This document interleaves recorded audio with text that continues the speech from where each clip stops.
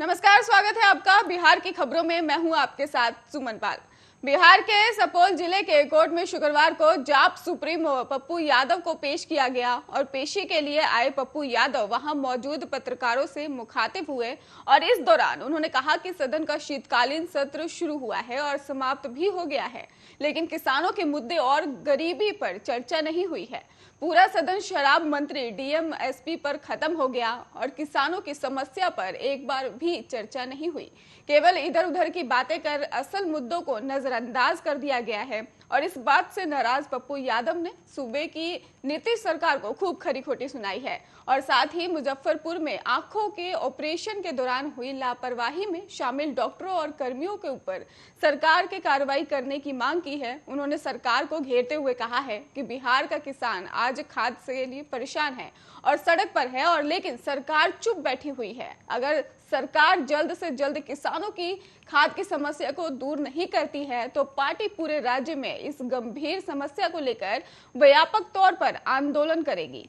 सुपौल पहुंचे ही पप्पू यादव के बिना नाम लिए ही स्थानीय विधायक और सरकार के मंत्री ब्रजेश यादव पर हमला बोलते हुए कहा कि सुपौल उनका गृह जिला है, जहां 10 दिनों के अंदर 3 हत्या हुई है, वहीं महीने भर के अंदर सैकड़ों हत्याएं हुई हैं, लेकिन पुलिस की ओर से कोई कार्रवाई नहीं हो रही है और इसको लेकर पुलिस अब तक किसी भी हत्याकांड का खुलासा क्यों नहीं कर पाई है, जबकि गृह विभाग भी उन्हीं के अंदर आता है।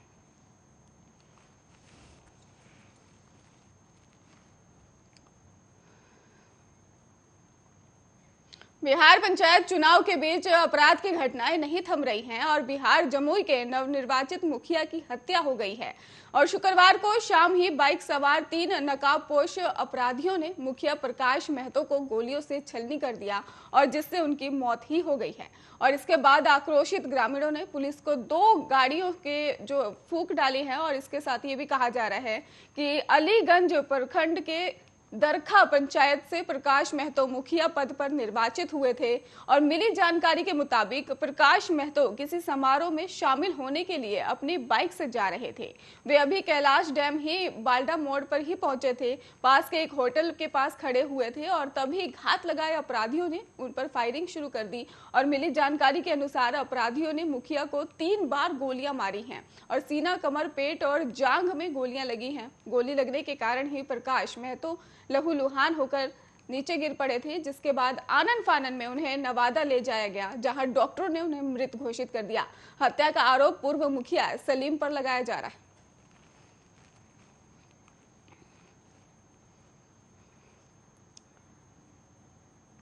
गोपालगंज के बरौली थाना क्षेत्र के सोनबरसा गांव के पास ही सड़क हादसा हो गया और जहां पर आपको बता दें कि एक एम्बुलेंस ट्रक से टकरा गया और जिससे एम्बुलेंस में सवार एक व्यक्ति की मौके पर ही मौत हो गई है। वहीं 2 लोग गंभीर रूप से जख्मी भी बताए जा रहे हैं, जिसका इलाज अस्पताल में चल रहा है। मौके पर पहुंची पुलिस ने शव को अपने कब्जे में लेकर पोस्टमार्टम के लिए सदर अस्पताल भी भेज दिया है। जानकारी के मुताबिक शुक्रवार की सुबह गोरखपुर से विश्वनपुर गांव निवासी राजकुमार शाह और अपने ससुर विश्वनाथ शाह का शव लेकर सिंधवलिया थाने के शाहपुर गांव जा रहे थे। इसी दौरान रास्ते में एम्बुलेंस ड्राइवर को झपकी आ गई और जिससे एम्बुलेंस पर ही आपको बता दें कि सोनबरसा के पास ही ट्रक से टकरा गई और बड़ा हादसा हो गया, जिससे एम्बुलेंस में बैठे राजकुमार शाह की मौके पर ही मौत हो गई, जबकि ड्राइवर समेत 2 लोग गंभीर रूप से जख्मी हो गए हैं। हादसा की सूचना मिलते ही बरौली पुलिस ने घायलों को जिला अस्पताल में पहुंचाया है, जहां से डॉक्टरों ने हालत गंभीर होने पर बेहतर इलाज के लिए गोरखपुर मेडिकल कॉलेज रेफर कर दिया है। फिलहाल पुलिस ने शव को कब्जे में लेकर पोस्टमार्टम के लिए भेज दिया है और इतना नहीं, आपको ये भी बता दें कि ये भी कहा जा रहा है कि मृतक के ससुर काफी दिनों से गोरखपुर में भर्ती थे। उनकी मौत के जाने के बाद परिजन एम्बुलेंस से ही शव को गोरखपुर के लेकर ही अपने घर की ओर जा रहे थे, तभी ये बड़ा हादसा हो गया और पुलिस फिलहाल मामले की जांच में जुटी हुई है।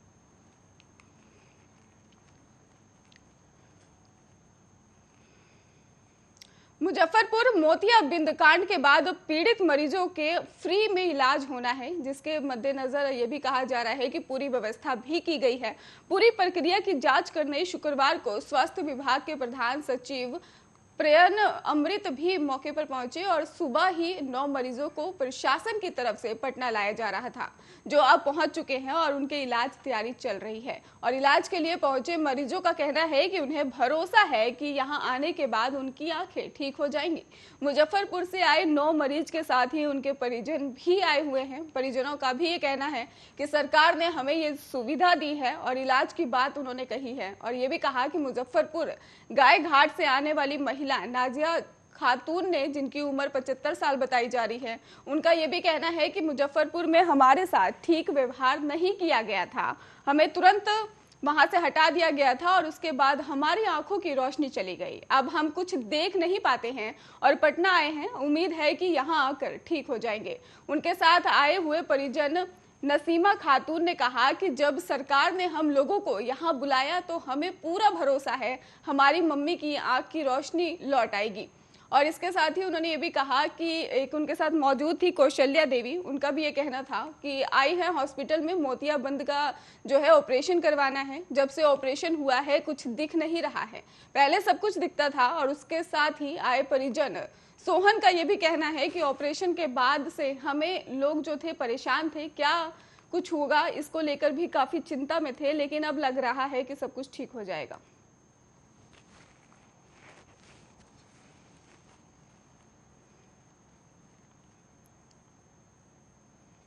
छपरा के अमनौर प्रखंड में आजकल खाद नहीं मिलने से किसान परेशान है। यहाँ खाद की कालाबाजारी हो रही है, लेकिन कोई भी अधिकारी और जनप्रतिनिधि इन किसानों की सुध लेने वाला नहीं है। कई पंचायतों के किसान खेती छोड़ने पर मजबूर हैं।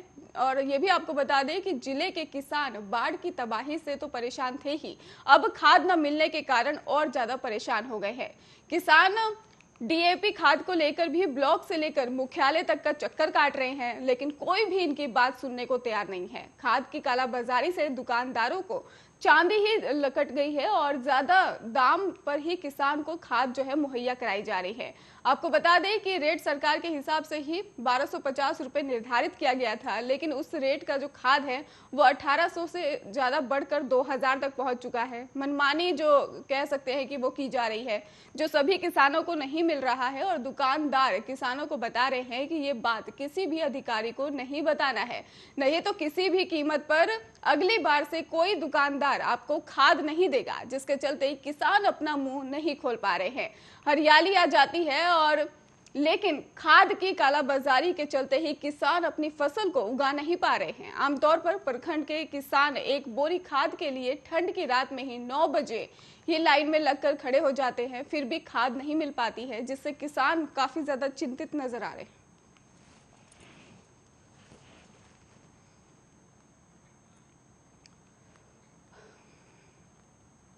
पटना में डॉक्टर राजेंद्र प्रसाद की जयंती पर मेधा दिवस समारोह का आयोजन किया गया है। और इसके साथ ही आपको बता दें कि शुक्रवार को ज्ञान भवन में यह कार्यक्रम आयोजित था और मौके पर प्रदेश के शिक्षा मंत्री विजय चौधरी ने कहा कि लोकतंत्र में राजनेताओं को चुनने के लिए चारित्रिक योग्य सर्वोपरि है। और इस बयान को हाल ही में बिहार विधान परिषद के बाहर 2 नेताओं के बीच हुए तू मैं को संदर्भ में रखकर ही देखा जा रहा है। और शिक्षा मंत्री विजय चौधरी ने यह भी कहा कि डॉक्टर राजेंद्र प्रसाद ने संविधान सभा के सदस्यों को जवाब देते हुए कहा था कि लोकतंत्र में नेताओं के चुनाव के लिए चारित्रिक योग्यता सबसे अहम है और यही एकमात्र योग्यता है जिसके आधार पर जनता को अपने नेता का चुनाव करना चाहिए। उन्होंने कहा कि नेताओं को चुनने के लिए आधार आज भी यही है। अगर अच्छे चरित्र के नेता सदन में पहुंचेंगे तो निश्चित रूप से ही देश का चरित्रवान देश बनेगा और विकास के पथ पर आगे बढ़ेगा। बताते चले कि हाल ही के दिनों में ही बिहार विधानसभा के परिसर में जिस प्रकार 2 कई राजनीतिक दल के नेताओं ने एक दूसरे पर अपरधर जो भाषा है उसका उपयोग किया है और उससे बिहार विधानसभा की छवि पर गहरा आघात पहुंचा है। शिक्षा मंत्री के बयान को इसी संदर्भ से देखा जा रहा है।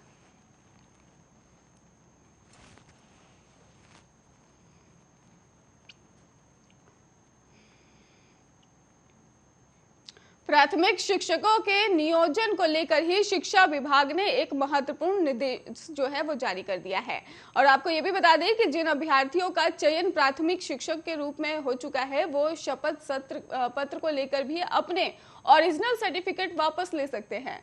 शिक्षक अभ्यर्थी लगातार ये मांग कर रहे थे कि सर्टिफिकेट जांच के नाम पर उनके ओरिजिनल सर्टिफिकेट शिक्षा विभाग के पास जमा है, जिसकी वजह से वो किसी अन्य जगह नौकरी के लिए आवेदन नहीं कर सके हैं। और इसको लेकर भी प्राथमिक शिक्षा निर्देशक अमेंद्र प्रसाद सिंह ने कहा है कि चयनित अभ्यर्थियों के प्रमाण पत्र वापस करने के संबंध में पत्र जारी किया गया है, जिसके मुताबिक शिक्षक नियोजन 2019 और 2020 में फर्स्ट और सेकंड राउंड की काउंसलिंग करीब 7,000 नियोजन इकाइयों में हो चुकी है, जिसमें 3,08,000 से भी ज्यादा अभ्यर्थियों का चयन हुआ है, जबकि करीब 1250 नियोजन इकाइयों के काउंसलिंग और चयन की प्रक्रिया बाकी है। चयनित अभ्यर्थियों ने शिक्षा विभाग के आवेदन दिया है, जिसमें यह कहा गया है कि उनका चयन राज्य के अंदर या राज्य के बाहर किसी अन्य संस्थान या संस्था में हो चुका है, जिसके लिए उन्हें मूल्य प्रमाण पत्र की आवश्यकता है। ये नौबत इसलिए आई है क्योंकि प्राथमिक शिक्षक पद के लिए काउंसलिंग में ही चयनित अभ्यर्थियों के ट्रेनिंग सर्टिफिकेट और शिक्षक पात्रता जो परीक्षा है उसका मूल प्रमाण पत्र जमा कर लिया गया है। और शिक्षा विभाग के निर्देश के मुताबिक ही सर्टिफिकेट की जांच के बाद भी शिक्षक अभ्यर्थियों को उनका ओरिजिनल सर्टिफिकेट लौटाया जाएगा। अभ्यर्थियों की मांग और उनकी जरूरत को देखते हुए अब शिक्षा विभाग ने चयनित अभ्यर्थियों के प्रमाण पत्र वापस करने को लेकर निर्देश जारी कर दिया है।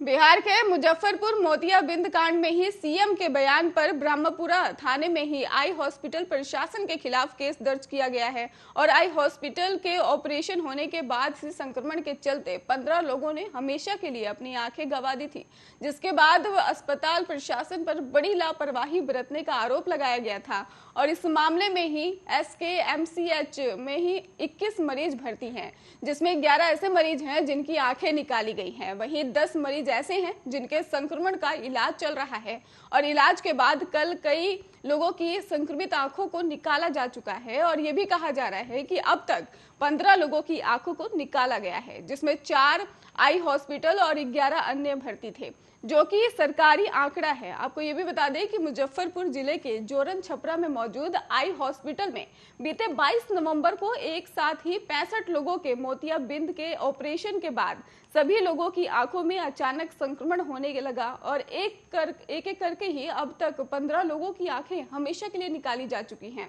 वहीं अभी करीब 1 दर्जन लोग जिन्हें आंखों में संक्रमण है वे अभी अस्पताल में भर्ती कराए गए हैं। प्रशासन की तरफ से भी जारी किए गए आंकड़ों के अनुसार अब तक 15 लोगों की ऑपरेशन जो है कर चुके हैं और आंखें निकाली जा चुकी हैं, जिसमें 4 मरीजों की आंख आई हॉस्पिटल के द्वारा निकाला गया है। वहीं 11 मरीजों की आंख MKMCH में भी निकाला गया है।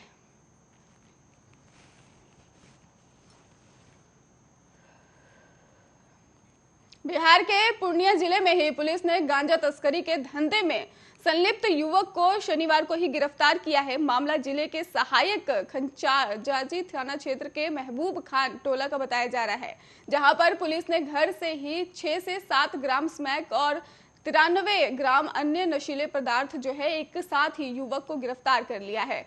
हिरासत में लिए गए संदिग्ध युवक का नाम विक्की उर्फ फजला बताया जा रहा है, जो उक्त टोला का ही रहने वाला बताया जा रहा है।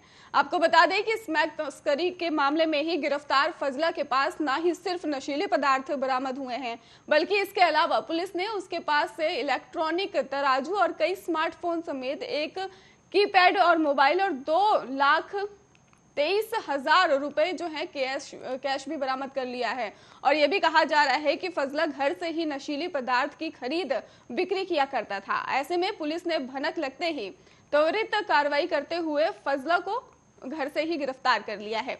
दरअसल सहायक खंजाची थाना पुलिस को गुप्त सूचना मिली थी कि फजला अपने घर पर ही अवैध रूप से जो है नशीली पदार्थों की खरीद बिक्री किया करता है, जिसके बाद सूचना मिलते ही ट्रेनी पुलिस उपाधीक्षक आनंद मोहन गुप्ता ने नेतृत्व में ही उनके सहायक थाना अध्यक्ष और संजय सिंह ने दब बल करके साथ ही मौके पर पहुंचकर छापेमारी जो है वो शुरू कर दी थी और फिलहाल गिरफ्तार कर लिया गया है आरोपी को।